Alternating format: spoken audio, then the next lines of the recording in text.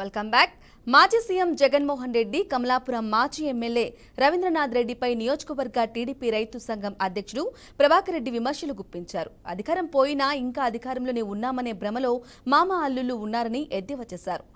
గతంలో హత్య రాజకీయాలు ప్రోత్సహించింది వైసీపీనేనని ఆరోపించారు. వినుకొండలో వ్యక్తిగత కారణాలతో హత్య జరిగితే దానికి రాజకీయాలకు ఆపాదించాలని చూస్తున్నారని విమర్శించారు.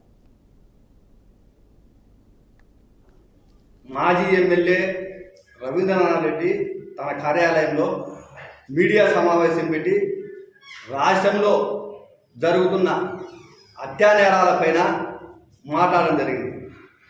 ఆయన మాట్లాడడంలోనే మాకు తెలిసి అంత శుద్ధ తప్పుగా ఉంది.